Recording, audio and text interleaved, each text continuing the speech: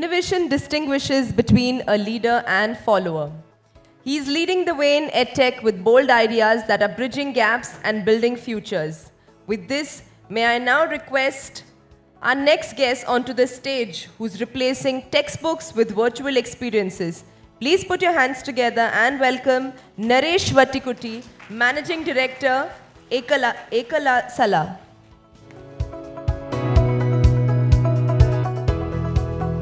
Yes, ladies and gentlemen, we have with us Shri Naresh Vattikutti Garu, Managing Director, Ekalasala. Sir, welcome to ABP Desam Smart Ed Conclave 2025. Thank you. Thank you. So, sir, as students, we've all witnessed that during COVID time especially, the traditional learning shifted to online learning. And now we've taken it to the next level, wherein we are bringing in VR, AR technologies. So my question to you would be, how has Ekalasala's approach to online education transformed the traditional learning experience for the students? Definitely. To answer this question, at least I need 5 minutes time, because the approach we taken in Ekalasala,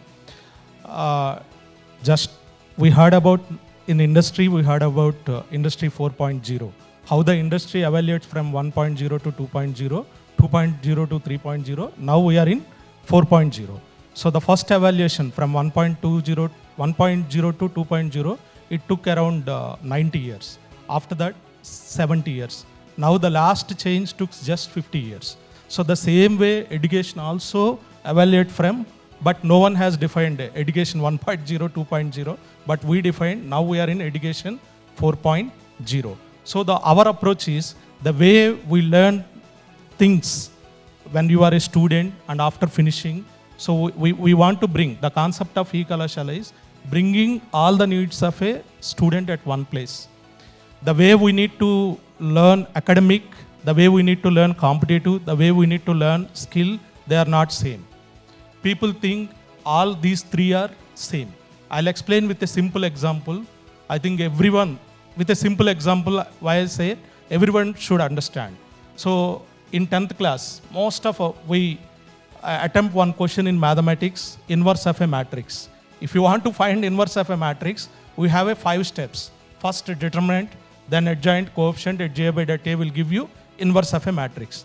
Whether the teacher who is teaching in a corporate school or a government school or any other school, so the methodology is same and the steps are fixed. If you write these 5 steps in the exam, you will get 5 marks. This is academic way of preparation. If suppose I have given 1, 2, 3, 4 element matrix, I ask you to find the inverse of a matrix. The academic way is first you will find the determinant, then adjoint, then coefficient, then inverse. So if you write 5 steps, you will get 5 marks. If you write 4 steps, you will get 4 marks. This is fixed in academic way of preparation. Same question, I'll put it in a competitive way. So same question 1, 2, 3, 4 I have given and ask you to find the inverse. I have given 4 options. Now here is in the academic way, you spend 5 minutes to write this answer. But in the competitive exam, they'll give you less than a minute. If you approach the same way in academic way, if you try to solve the same problem in competitive way, so you need to spend 5 minutes. You have less than 1 minute. So here the idea is, if you observe the options, the 4 options, there will be only one element will be different, other 3 elements will be same. So here the concept is you need to find inverse for that different element, not for the whole matrix. So this is competitive way of preparation. If suppose same problem I am putting in a skill based way, how the problem will be. Suppose 1, 2, 3, 4 matrix I have given to you, ask you to find the inverse. You have find the determinant, adjoint, coefficient and inverse. By the time I said, by the time you are writing the result, I said, instead of 1, 2, 3, 4, you take 5, 6, 7, 8. What you need to do? You need to repeat the entire process. Yes or not? By the time you are writing the answer, I said 10, 11, 12, 13. Can you able to solve this problem? This is skill-based way of learning. Can I use a software program to write a Python or C or C++ or Java, whatever may be the program? can I write, make these 4 steps fixed? Only the user input will be variable. If the user given whatever may be the input, automatically it will calculate these 4 steps and it will show the result. This is skill-based way of learning. Okay, these 3 are not same. So the concept of Ekalasala is academic way, already colleges, they are taking care of it. So what student is missing exactly? This competitive way of preparation and skill-based way of preparation. So Ekalasala focus on this skill-based and competitive way, and at Ekalasala 1.0, what we done? We have taken a video lectures. So we want to replace the traditional way of learning into online. The reason is, especially in the higher education part, whether the competitive exam or skill-based training center, it is located far away from your college. If you need to travel from here to the college daily, it's not possible practically. And you want to give a physical training, even you bring the lecturer to the college and you want to give a physical training to the students, that is also not so easy, because the career path chosen by the student may be different for different students within the classroom. We have 60 students. So what we took another problem is, what are the various career options available in a classroom for, especially in the higher education. We are not into the school education at all. After 12th, we concentrated. If you take any student, let us, for example, BTech student. After finishing his BTech, one option, he can go for higher education. Second option, job. Third option, suppose he didn't complete, unable to pass in exams, he need to get it clear and get the certificate. These 3 only the options. If you take the first option, higher education, within India, premier institutes like NIT and IIT, we need to appear for GATE. Outside India, GRE, TOEFL, IELTS. So Ekalasala covers all these GATE, GRE, TOEFL, IELTS in the form of video and online test series and ebook. We want to just exactly how the physical training is there, same way we want to present. And suppose student is not interested in the higher education, he want to go for the job. So again, job, we have 2 options, government sector job, private sector job. In the government sector job, people will test your competitive skills. So we covered all the banking sector, SSC, RRB, everything we covered. If suppose private sector will test your skills, not the competitive way. So in the private sector jobs, we have IT and we have non-IT. We covered IT, non-IT like ECE, EEE, mechanical and civil. We bring all these career needs into one platform called Ekalasala.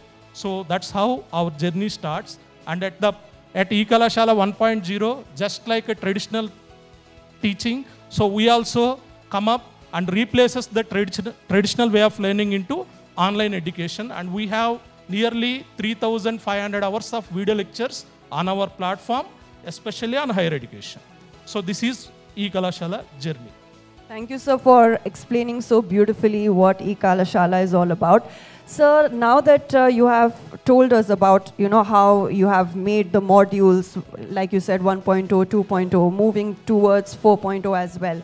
Apart from that, you definitely must have faced challenges while you're transitioning from the conventional style to online. So what are these challenges that you have faced, and how are, the Ekalasala dealing with the challenges?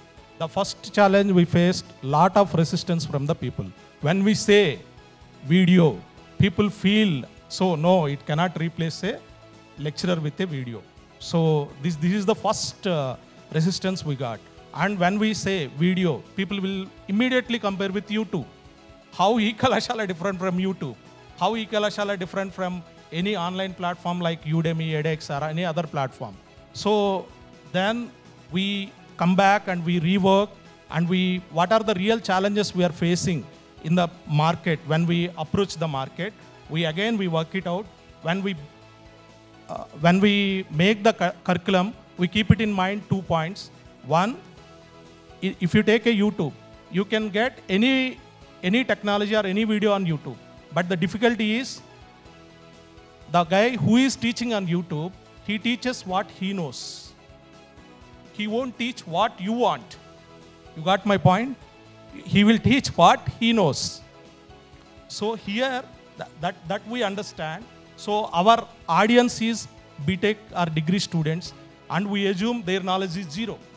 We want to teach from zero. If you take a C language, for easy understanding, I'm talking about C. So the point where we start our curriculum is why the C language is named as C. Before C, there is A language is there. Very few people knows this question, this answer also. Before C, we have A language and B language. So this is how we start. And how it is different from other technologies. C is different from other. When you move from one programming language to other programming language, we take a same example. Suppose one problem we take, we'll solve on different platforms like C, C++, Java, Python. We solve the same problem and we show the student what is the flexibility you are getting when you move from one platform to another platform. That also will explain them with examples. And the curriculum what we made, it will cover from 0 till the advanced level. We made the curriculum into 6 parts. The first one is basics of whether it's a modeling software or it's a programming software. First we'll cover the basics. Then basic level examples. Then advanced level examples. Then major projects in that. Then mini projects. Then real-time applications. Total 6 modules we'll cover. The student who covers these 6, we call him as a master in that particular programming language. This is how we differentiate from others. Yeah. Thank you, sir, for explaining that. And also, sir, now that the topic for this segment is all about education in 3D, so can you tell us how this, the virtual 3D experience can enhance a student's experience? Definitely. So being a technical education, especially this 3D, we focus in the higher education and especially in engineering. So not only IT very few, but coming to the ECE, EEE or mechanical and civil, we concentrated much. So the concept which we learn in classroom, suppose the faculty is explaining about IC engine. We can't imagine how the engine looks like and what are the parts inside. If you want to do, you need to go to the vehicle, some vehicle, you need to dismantle that engine and you need to watch. But what we want to bring, instead of going from the classroom to the lab or to garage, we want to bring the garage or lab into the classroom. That's how our journey starts in the 3D. So right now we build almost nearly 15,000 3D models in the field of engineering. So almost all the engineering streams, we build the 3D models, and especially in the 3D also. So the concept of virtual lab is different, virtual reality is different, augmented reality is different. So we covered virtual reality, virtual lab, and augmented reality. I'll show you with an example also. That was my next question. If you can give us examples of how the interactive... So, definitely. How this virtual lab helps the student. So, for simple understanding, I'll show you a simple example of Ohm's law. So, we heard about Ohm's law. In a Ohm's law, when you increase the voltage, current will increase in the same proportion. You want to conduct this experiment, you need to go to the lab, you must have a power supply and you must have a resistor, voltmeter, ammeter, and you need to conduct the experiment. Now you want to conduct the same and to get the same feel in 3D, so we made virtual lab. I'll show you the demo. Once you load this, it will ask play video. So this video will explain you how to do the experiment. You want to skip it, you can skip. Now the 3D elements will appear in front of you. You can do this experiment on your mobile also, not on the tab, on your mobile or desktop or tab. Okay? So here if you see, so it is asking me to connect the connections.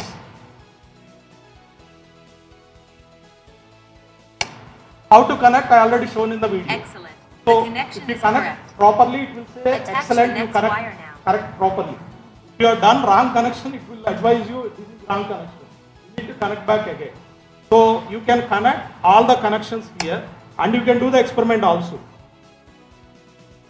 Wrong connection. Saying wrong connection. So you can connect and you can vary the voltage here and correspondingly current, how the current is varying also. We can experiment and you can tablet here. You draw the graph also on here itself. You need not to have a separate workbook to do this. So everything we done through virtual experience. So you can feel, so the beauty of virtual reality is, suppose you want to test it with different resistors and different values and different voltages, you can do it virtually. It's not possible practically because you want to conduct that, you must have those kind of practical equipments available there. But here you can do that. So this is the experience of virtual lab. So like this we conduct almost all the labs we brought into virtual reality. So student can conduct this experiment on his mobile itself. He need not to travel to the place. Moving forward to the next question, which is the assessment tools that are integrated in your platform to monitor and support the students progress effectively. So can you please highlight on these assessment tools? Yeah, definitely. So the learning management system which we develop, so it contains nearly 9 elements in our LMS. The first one is video, second one is ebook, third one is it's a topic wise quiz. When you complete one video, so it will ask to attempt for the quiz. So if you are able to get more than 30 marks, 30% of the marks in that quiz, then only the second video will appear and you can attempt the test. Otherwise, you have to go through the video again. So this is topic wise quiz. Once you complete the section, we'll put section wise quiz. Once you complete that quiz and you pass at least with 30% marks, then you can complete the chapter. Then we have a chapter wise quiz. Once you complete the chapters, you have a subject wise quiz. So once you complete all this, you can able to download your e-certificate. And coming to the monitoring, so we monitor your hours spent on the video. So suppose some student open a video, but he forward it won't note down this time. So actual time which he spent on the video, it will note down only this time. If suppose some student open the video and he didn't touch anything, but he is watching some movie or something else on other side, after 3 minutes, if he is not touching anything on the screen, it will ask, shall I continue? He has to press, then only it will go for the next session. So this is how we monitor in our LMS platform. And we have another 3 modules recently we introduced. One is 3D models, second one is virtual lab, and third one is augmented reality, and last one is virtual reality. So we are adding this into the existing LMS to get a feel of it. All right, and I think the next question will be very, very important and crucial for all the students here, because we all look forward to upgrading our skills for the job opportunities in the market, especially when it comes to engineering field, technology field. So sir, can you tell us how this online curriculum platform, it equips these students to get ready for, the job market out there? Definitely. So here, it's to upgrade the skills. Every year, we have seen 2 times our software version is changing. But still, our textbooks, every 4 years or 5 years, they are upgrading the syllabus. So whatever we are studying in our textbook right now, it is some 15 to 20 year back technology which we use. But we have to upgrade ourselves every day by day, and we have to get the equip and co-align with the industry. Otherwise, we will be far away from the present industry. So now, coming to the students, so whatever the topic they're learning in academically, we need to think in a mindset that, can I able to apply my software skills to this academic problem? Take a simple example. You take some machine is there, you solve some problem. Can I apply my Python program to write a code and to solve this problem? So, or to draw some graph is there. Can I use some technology, programming technology, and can I draw this? If suppose some equipment is there, can I, suppose he is a mechanical engineer, can I model this equipment using this software? So in this way, if you learn, so you will get more insight of that particular topic. Instead of just learning a definition, advantage, disadvantage, syntax, it won't help you. So we need to solve a real-time problem. Now recently we come up with a plan called Engineering for Society. The concept of Engineering for Society is, we want to involve the engineering students into their local village problem. We took some engineering problem, local problem. Can I apply my engineering skills to solve this issue? So on this we are right now working. So just not data, we are making sure that they go on field and experience it as well. All right.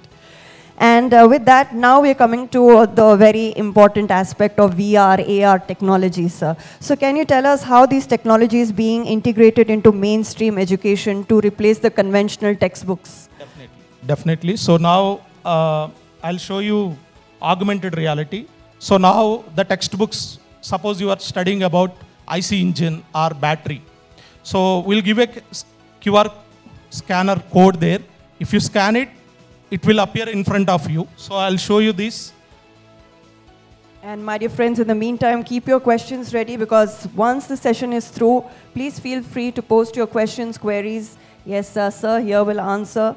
And till then, I think you can brainstorm and come up with as many creative, intellectual, informative questions that you'd like to ask. I'm just clicking here. So you see, IC engine is appeared here. So you can rotate, you can zoom it. You want to, suppose you moved here, by clicking here, the engine will appear. Okay? So you can see the engine. You can zoom it and you can see the parts also. You want to see the engine parts, you can dismantle and you can see. Like this, so whatever may be the equipment, so which you are studying in your engineering or degree, so we are bringing into the 3D, so in VR and AR environment, virtual reality and augmented reality.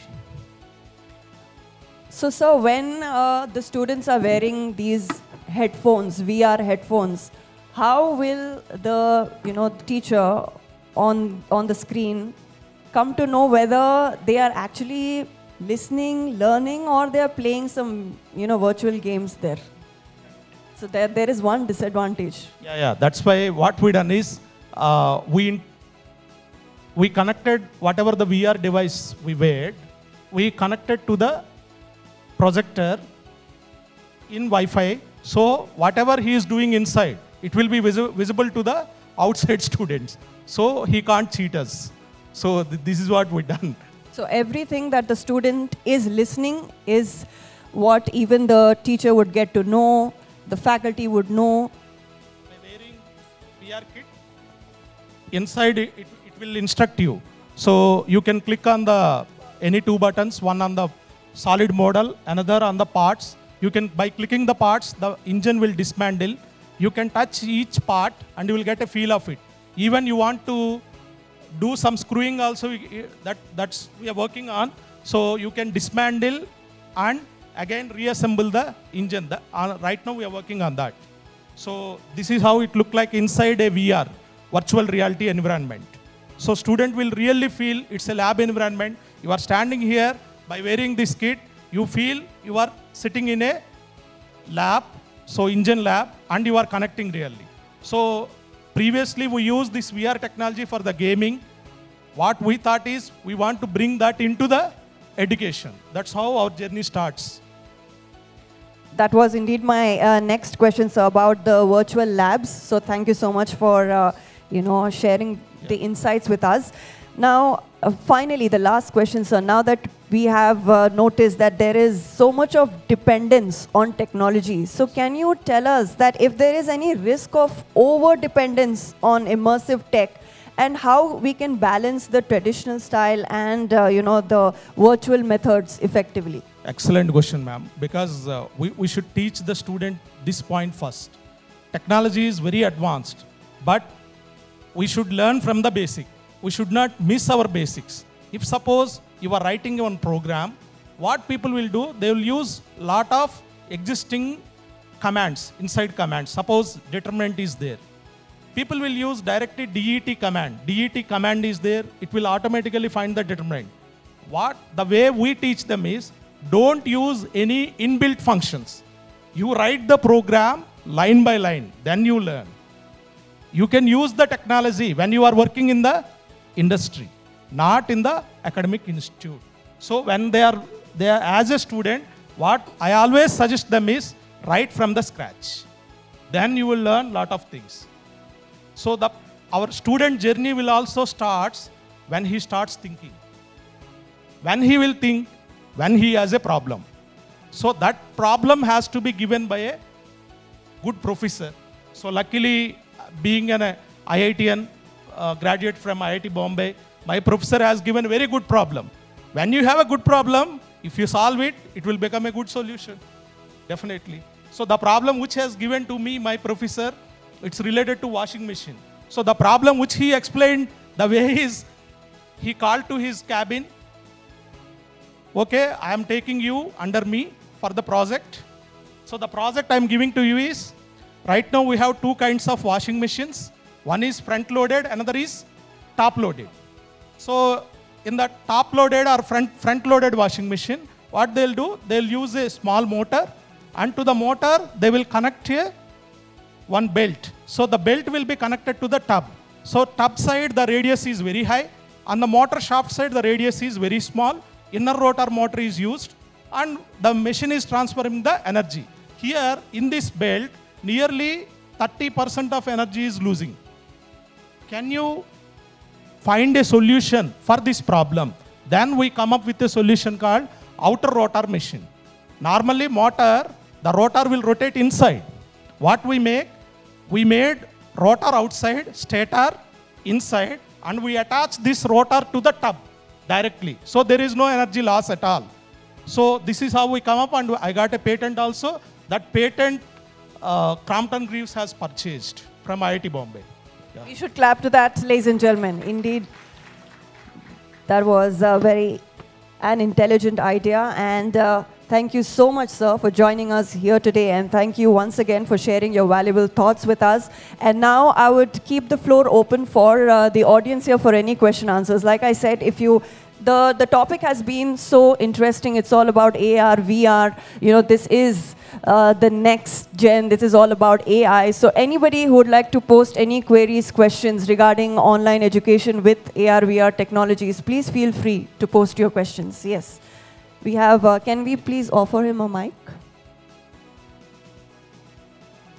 Please introduce yourself and post your question. Okay, I'm Amitesh Pandit. I'm from KL Aziznagar. Okay, so my question is basically your company, Ekalasala, does AR and VR technology in the education sector, right? I've seen the implementation right now. It looks really nice. But how long do you think it will take for it to come to the larger scale? Yeah, very good question. So actually, Ekalasala, we are not doing private marketing at all.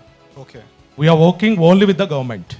Okay. And we done nearly, in the past 2 years, we done nearly 1 lakh students skill training with government of Telangana.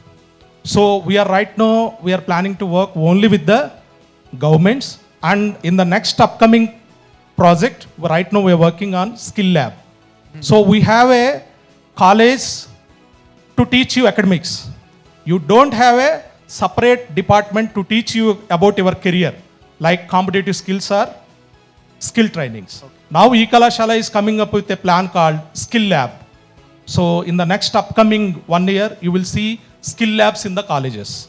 So we are coming up with a plan to establish skill lab in the college. Right now we have 200 plus courses with us.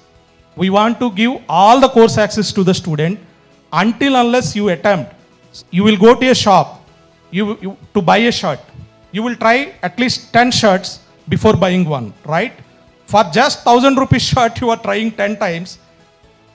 Career, how do you know that until unless you attempt, you will be fixed in that career path? So that's why we want to explore all the career paths to the student, ask them to test it, try it, and finally decide on which path you will be fixed. Yeah, definitely. In the next upcoming 1 year, we are going to launch our skill lab in most of the engineering colleges. Thank you. I hope that answered your question. Yes. Anybody sitting in the, okay, we have somebody here. Please do introduce yourself and post your question. Good morning, sir. Yeah. I'm Bhuvnesh and I'm from KL University. Yeah. So basically, we also had other speakers today. And earlier, one of the sir who actually worked in the education sector and ministry, the first talk which we received as listeners today, he actually mentioned that as students, when we actually go for the fundamental concepts or the basic concepts, it's more better in the conventional way and the physical mode of education first. And then later you can improvise it with the online methods. So, well, you were speaking about this topic. Yes, You yes. mentioned that even a student with zero prior knowledge can actually, Yeah. online mode is more effective. Yeah. So, as a listener, we slightly face two conflicting statements on the same page. So, Yeah. we would want to know your view on that. Yeah, exactly. So the way how we build our online education system, that plays a role here.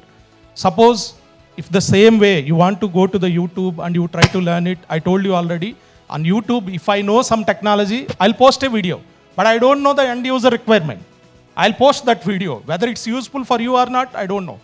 But when we are making the video, we assume student is knowledge is zero. Suppose you take one programming video. Suppose to find average of a number, user given some 4 numbers. To find the average of a number, I ask you to write a Python program.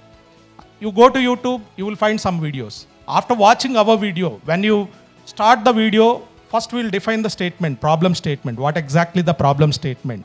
And as a Raman, suppose I am a mechanical engineer, but I want to solve a programming language. I don't know anything about it.